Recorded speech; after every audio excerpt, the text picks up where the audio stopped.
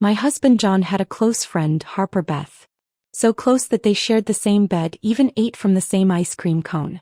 I told him to keep some distance. But he just sighed, exasperated. Nancy, if something were going to happen, it would have happened already. Can we just have a little trust here? Fine. So I turned around and got myself a male best friend. The night John stayed out again with Beth, I barely reacted. When he came home around noon, he brought tom yum soup, my favorite Thai dish. For once, he took the initiative to explain. We haven't hung out in a while. And we had too much to drink last night. We just got a hotel to crash. Don't worry, nothing happened. I slept on the floor. He made sure to emphasize that last part. After all, the last time this happened, we had a huge fight. I accused him of having no sense of boundaries despite being married, and I wouldn't let it go until I confronted Beth directly. Beth was his old neighbor, his childhood friend. Despite being a woman, she was one of the guys. Loud, carefree, always treating everyone like an old buddy.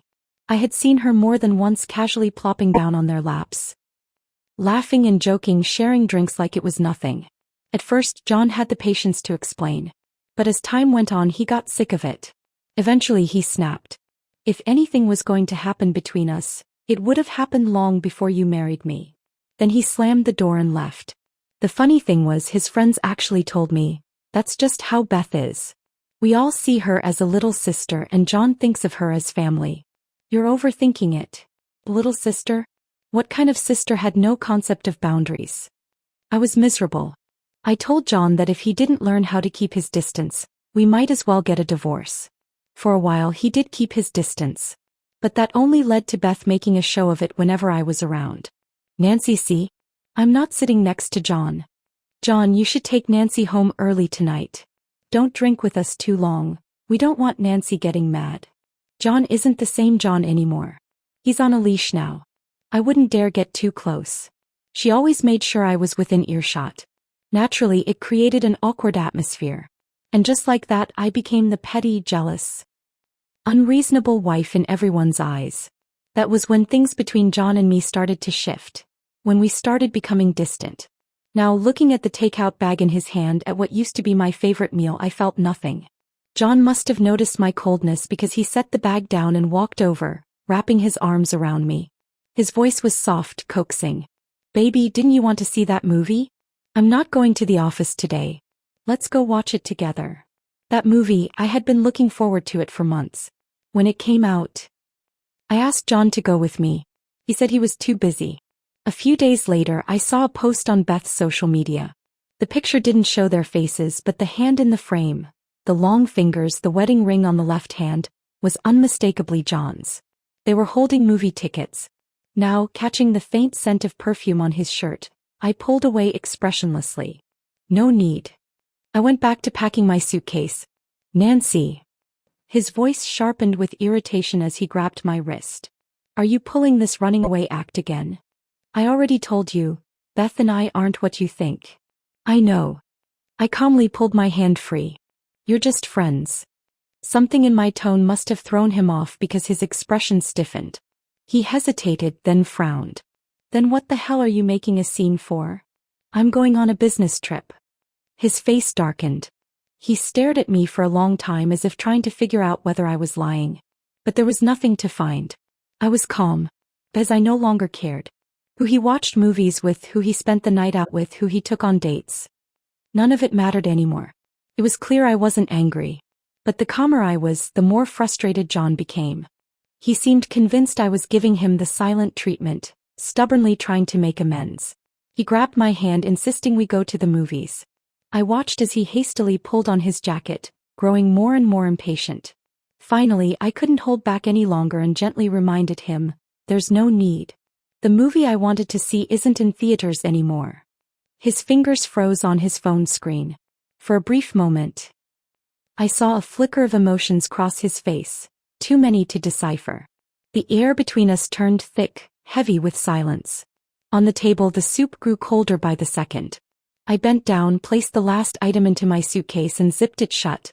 After that day, John suddenly became unusually affectionate. While I was away on my trip, he texted me like clockwork, morning and night, asking about my schedule, wanting to know exactly when I'd be back. I told him, On the day of my return, as I walked out of the airport, I spotted his car. A sleek black Bugatti parked by the curb. The moment he saw me, he quickly got out, striding over as if it was the most natural thing in the world to take my suitcase from me. But when we reached the car, I saw her, Beth, sitting in the passenger seat, legs crossed, arm casually resting on the open window. When she saw me, she flashed a bright, syrupy sweet smile. "Nancy, I'm just hitching a ride. I'll be out of your way soon, promise. Hope you don't mind." Her tone was playful, her expression anything but apologetic. John finished loading my suitcase and turned back, his voice a little stiff. She was nearby, so I told her I'd give her a lift. "You don't mind, right?" Before I could respond, Beth leaned further out the window, grinning. Good thing John was around, or I'd be stuck in the middle of nowhere. "You have no idea how hard it is to get a cab from my place." She laughed, playfully punching John in the chest. "And of course, if John ever dares to leave me stranded, I'll just tattle to his parents." She kept talking, giggling as she teased him. Midway through another exaggerated gesture, she suddenly seemed to remember something, hesitating, withdrawing her arm, and throwing me a wink. "Nancy, you know me and John were just used to messing around. Nothing more, I swear." Ever since our last big fight, Beth had toned down her blatant physical closeness with John. Now she made a show of acting like she was holding back, pretending to be cautious as if I had forced her into it. As if my jealousy and pettiness were the only reasons she had to keep her distance. But if Beth truly cared about boundaries, then why had she started staying out all night with him again? Why were they still going on little one-on-one outings? Why did I catch the subtle challenge in her eyes whenever she looked at me? In the past, this kind of mind game would have set me off. But now, I couldn't be bothered. Even when John hesitated and offered, "Beth, maybe you should get out," I simply waved him off, opening the backseat door myself. "Doesn't matter. I have a friend who needs a ride too. He'll sit in the back with me." A friend. John barely had time to register what I said before a voice called out my name. Turning around, I saw his expression shift in an instant. A tall, broad-shouldered man, dressed in an outrageously flashy outfit, was making his way toward me, dragging a suitcase behind him. The moment he caught up, he shot me a pouty look. "Nancy, that was so mean of you. I was just grabbing my luggage and poof, you disappeared." Then, with exaggerated dramatics, he latched onto my arm, flashing a charming, playful smile. "I'm all alone in this big city, you have to take care of me." The scene froze both John and Beth in place. John was the first to react. He yanked me back, his grip tight. "This is the friend you were talking about." His voice was laced with irritation as his gaze locked onto the man in front of him, brow furrowing instantly. "Yep, that's me," Wilson Porter said cheerfully, extending a hand toward John. He shook it with the ease of someone who had known him for years, then casually tossed his suitcase into the trunk before sliding into the back seat. "Nancy, come on. Hop in." He grinned, waving me over. I moved toward the car, only for John to block my way. "Nancy." He leaned in, his voice lower, his jaw tight. I could almost hear his teeth grinding. Who the hell is he? I met his gaze. Unwavering.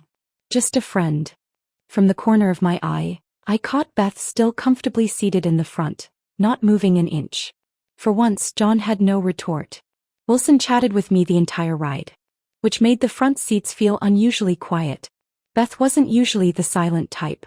Anytime we traveled together, she'd be glued to John's side, chattering non-stop, reminiscing about their childhood embarrassments, gossiping about mutual friends. Their conversations always flowed so naturally, so effortlessly, and always about things I had no way of joining in on. But today, no matter how many times Beth tried to start a conversation, John's responses were short, detached. A drive that should have taken 30 minutes wrapped up in 15. After dropping them off, John unexpectedly opened the front passenger door for me. "Sit up here," he said. I glanced at him for a moment, then stayed right where I was. "I'm fine in the back." My voice was calm. "I'm tired. Let's just go home." I closed my eyes, resting my head against the seat. John said nothing, but when he shut the door, the sound was louder than usual. He stormed into the house with a dark expression. I had barely taken off my coat when I saw him head straight for the living room, lighting a cigarette. The glow of the flame flickered across his face, casting shifting shadows. Who is that guy to you indeed? John took a long drag, then crushed the cigarette out in the ashtray, looking up at me. I met his stare, voice neutral. A friend. His expression darkened further. A guy that good-looking, just your friend? You went on that trip with him, didn't you? His anger boiled over as he kicked my suitcase. You spent days together, I snapped. Yanking open the suitcase, I met his glare head-on. My work partner was either going to be a man or a woman. Wilson is easy to get along with and damn good at his job. What's the problem with us being friends? There is a problem. He's a guy. Guys can't be just friends. I let out a short laugh. Oh, so you can have a female best friend, but I can't have a male one. That shut him up. I had never seen such a spectacular range of emotions on John's face before. Shock, frustration, disbelief. Finally, he gritted his teeth and muttered, Beth is different. We grew up together. If anything was going to happen between us, it would've. I cut him off, meeting his gaze without hesitation. Wilson and I are different too. How about giving each other a little trust? John had no comeback. For days he sulked in silence and we fell into a cold war. Then over the weekend his parents invited us over for dinner. At the table they quickly picked up on the tension between us. His mother, ever perceptive, gently prodded, John. Nancy left everything behind to be with you. You'd better be good to her. John and I had met in college. I was an only child and the original plan had always been to move back home after graduation. But for him I stayed. Hearing his mother's words, John's expression softened. As we were leaving he reached for my hand. Nancy, Before he could finish, an arm suddenly slung around his neck. John. It's been a whole week since we last hung out. Let's get together. Beth. Once again she had no qualms about draping herself over him in public. But this time, John didn't smile at her like he usually did. Instead he quickly shrugged her off, casting an uneasy glance my way. Beth noticed. She turned to me with a saccharine smile, then exaggeratedly stepped back, right into the crowd of their mutual friends who had followed behind. Ah, Nancy's here too, she remarked, feigning surprise. Behind her the others jumped in. John, you didn't even tell us you were visiting your parents. If Beth hadn't spotted you, you would have just slipped away. Exactly. And since we're all here, let's go hit the bar. A chorus of voices chimed in, full of excitement. I saw it, the flicker of temptation in John's expression. But unlike before, he hesitated. Instead of instantly agreeing, he turned to me, silently asking for my opinion. His friends noticed too. Even though John and I had been married for a while, they had always kept their distance from me. I wasn't part of their circle. And of course there was Beth. So whenever I was around, the atmosphere felt tense, forced. John tested the waters. How about you come with us? Almost instantly, I felt the mood shift. Beth's reaction was the most telling. Her lips pouted in visible displeasure, her eyes darting to their friends, silently signaling them. The entire group was waiting for my answer. They didn't want me to go. But they did want me to let John go. So I did. Gently, I slipped my hand from his grasp, my voice soft and steady. It's okay, you guys go ahead. I'll just take a cab home then. Silence. The tension in the air thickened. For a moment, John seemed torn, relieved yet guilty all at once. I'll be home early, he promised. As if that would somehow make up for it. I simply smiled. Then without another word I turned and walked out of the yard. As I stepped away, someone muttered behind me, Damn, did Nancy finally change? Not jealous of Beth anymore? She's actually letting John go out with us. 1 a.m. John hadn't come home. I didn't ask, because I had plans of my own. Wilson and I, along with a few friends, hit up the busiest bar in town. The music pounded against my eardrums, a relentless beat that made it easy to forget everything else. Our group settled into a spacious booth and before long, we were lost in the energy of the night. A few rounds in, someone beside me suddenly got excited, pointing across the room. Holy shit. Look at that, it's getting wild over there. At those words, everyone immediately turned their heads, curiosity piqued. I turned too, and saw them. John's group. 7 guys, 1 girl. The table was covered in empty bottles, a chaotic mess of drinks and half-eaten appetizers. John sat at the head of the group, his face obscured by distance, his head bowed as he stared at his phone. That was until Beth snatched it from his hands. Then, in one smooth motion, she climbed onto his lap, straddling him with effortless ease, one arm draped around his neck, the other lifting a bottle of liquor in the air. No one batted an eye. In fact, they cheered, laughed. Them on. Looks like they're playing truth or dare, drinking mouth to mouth. That chick is insane. Just now she got dared to take off her bra and she actually did it. Then she hung it around some dude's neck. Absolutely nuts. Everyone around me was laughing. I wasn't. As I saw it. John, putting his phone down, no longer distracted. John, amidst the raucous cheers. Not pushing Beth away. John, letting Beth, lips full of liquor, lean down to press her mouth against his. Disgust churned in my stomach. It was repulsive. Utterly revolting. Beth never got the chance to finish that drunken little game. As I walked up to them and slapped them both hard, the entire bar went silent. John's so-called brotherhood quickly jumped in, laughing awkwardly, trying to smooth things over. Come on, it was just a joke. Beth, eyes welling up like some wounded damsel, pouted. It was just a game. I didn't spare her a glance. Instead, I plucked that bra she'd so proudly draped over another man and flung it straight into her face. Then without looking back, I turned and walked away. You like playing games? My voice carried through the stunned silence. Then wait until John and I are divorced. You'll have all the time in the world. I meant it. As I was done. But John wasn't. He chased me all the way home. Baby, come on. It was just a game. Beth messes around with all of us. It's just how she is. We don't even think of her as a woman. He faltered when I stopped packing. My expression unreadable. Sensing he was losing ground, he quickly backtracked. Okay. Look, you got mad, I get it. But I swear I'll stop. I'll never fool around with them again. Then, as if realizing his desperation, his tone turned sharp, defensive. Nancy, you're not exactly innocent either. You went to a bar with a bunch of guys. You didn't see me throwing a fit over that. The more he tried to pacify me, the more impatient he got. Until finally he snapped, grabbing his hair in frustration. His voice rising in a yell. I didn't flinch. I had already packed most of my things. Not everything, I'd have to come back for the rest later. But every passing second in this house made my skin crawl. Move, I said flatly. John stood in front of me, blocking my way, his arms tense, his breath reeking of alcohol. I met his gaze, my voice eerily calm.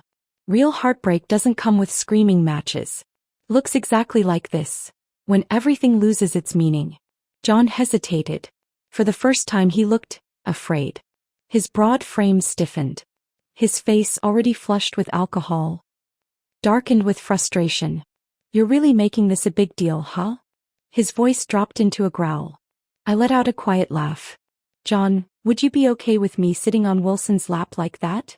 His whole body went rigid. I stepped closer, pressing in.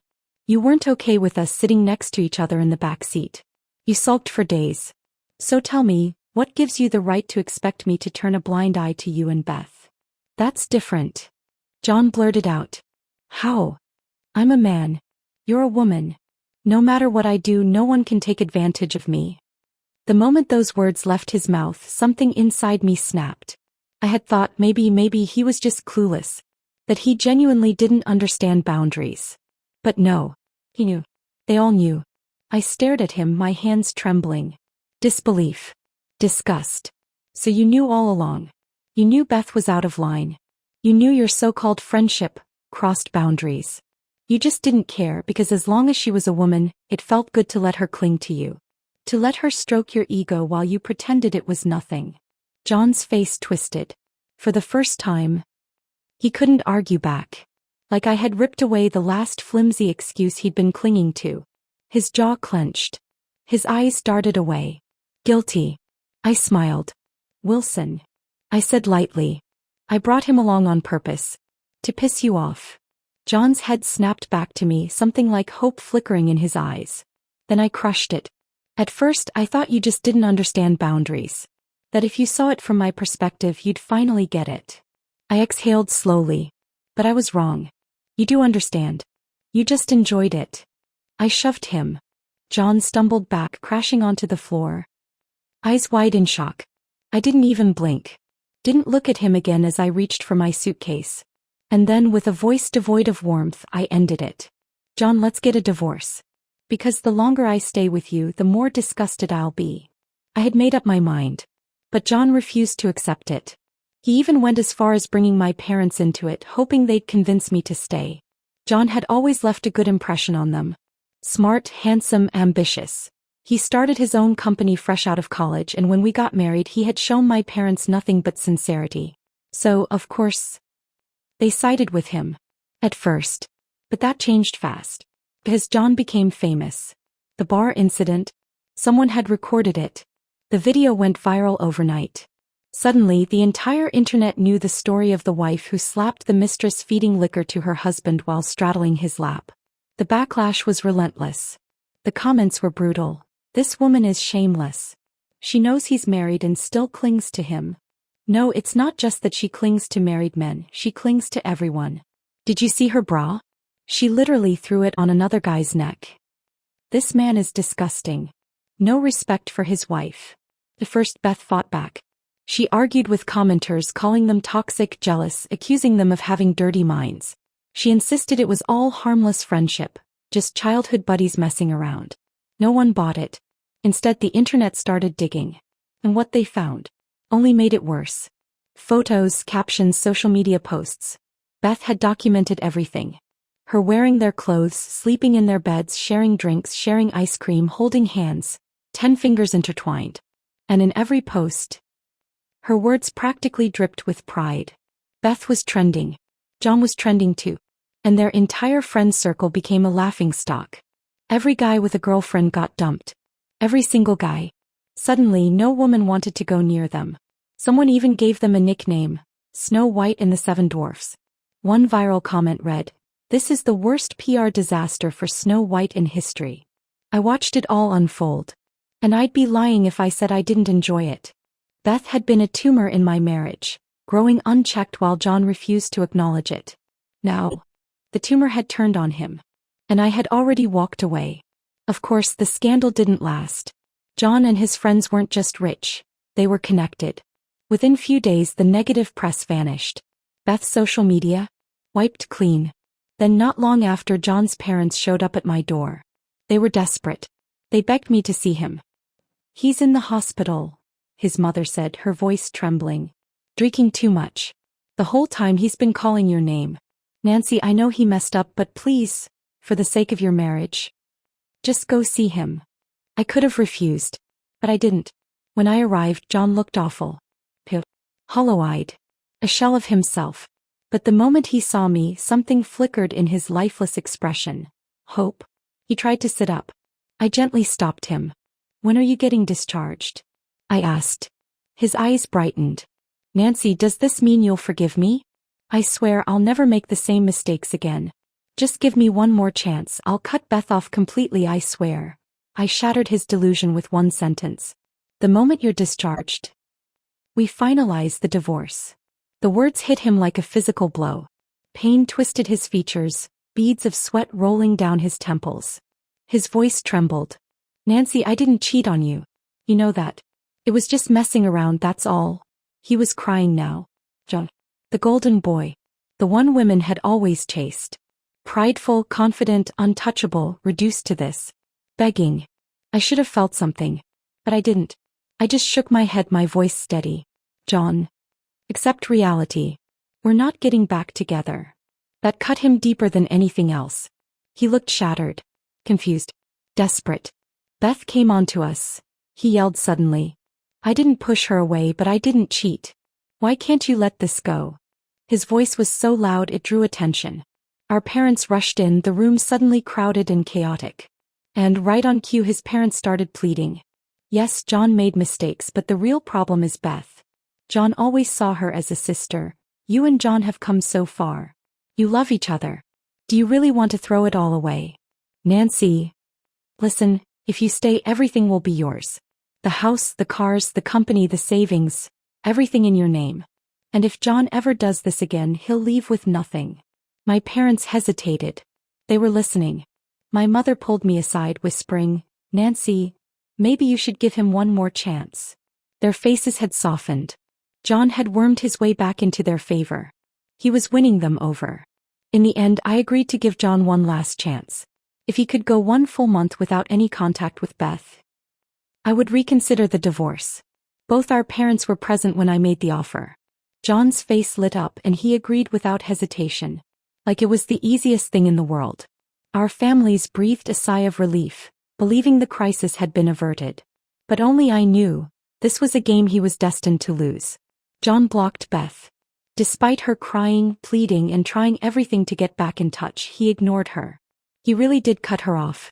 He unfollowed their entire friend group, wiped his social media clean and even started showing me his phone every day, eager to prove that he was keeping his word.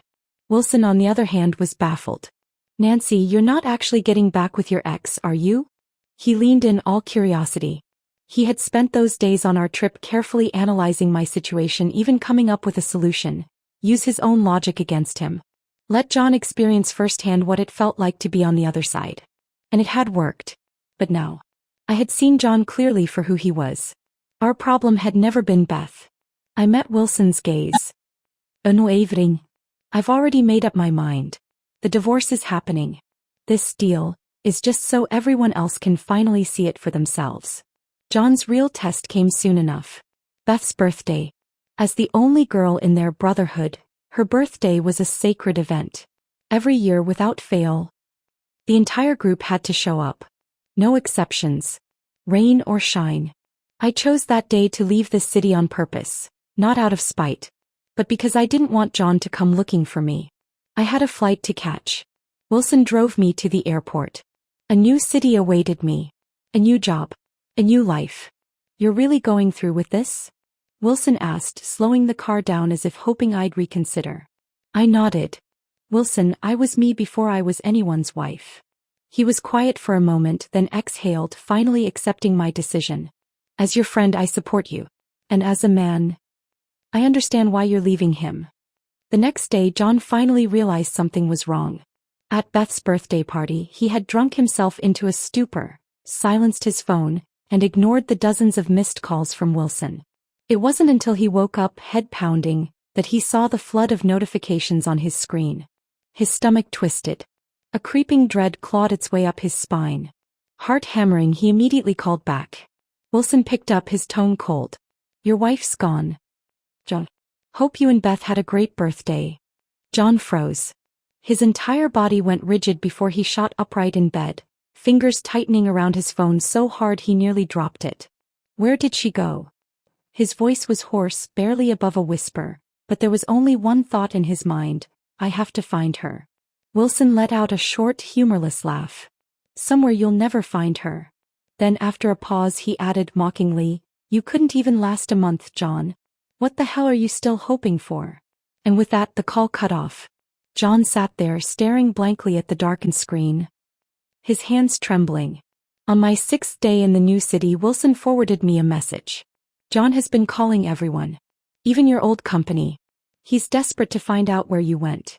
I replied simply, "Ignore him." Wilson sent back an exasperated emoji. "He's really panicking."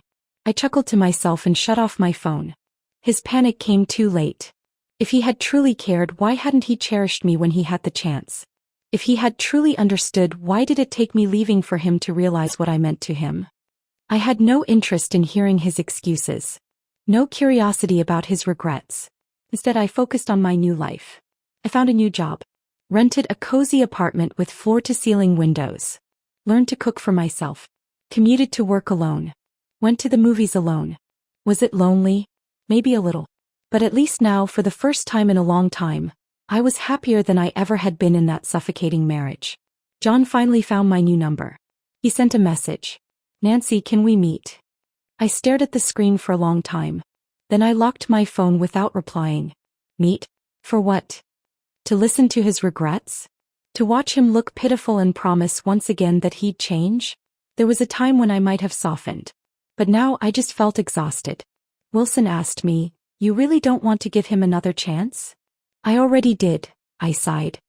He just didn't treasure it. This marriage had never been just my battle. If he had truly loved me, why did he only start fighting for us after I was gone? John's messages became less frequent. Sometimes I'd get a short text, "I know I messed up."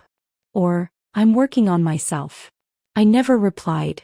Instead, I focused on building my own life. I joined a gym, signed up for a photography class, spent weekends picnicking with coworkers. Every day was full, free mine. And one day I realized I no longer thought about John. I no longer felt that hollow ache at night, no longer longed for something I had already let go. I had learned to move on. But John? Then one day a package arrived. Inside was a set of divorce papers. Tucked between the pages was a note in his familiar handwriting. "Nancy, I finally understand. You were never the person I thought would always wait for me. You deserve a better life. Sign it. Your freedom should be yours to decide." I sat there staring at those words. Then after a long moment I picked up a pen and signed my name. The day our divorce was finalized, I didn't cry. I felt no grief, no sense of loss. I simply went home, made myself a cup of coffee and stood on the balcony watching the city lights flicker on one by one. The night air was soft, the breeze gentle, carrying away every last trace of the past. And in that moment, I knew I had finally stepped out of the past and into my own future. As for John, whether he regretted it or not, I no longer cared.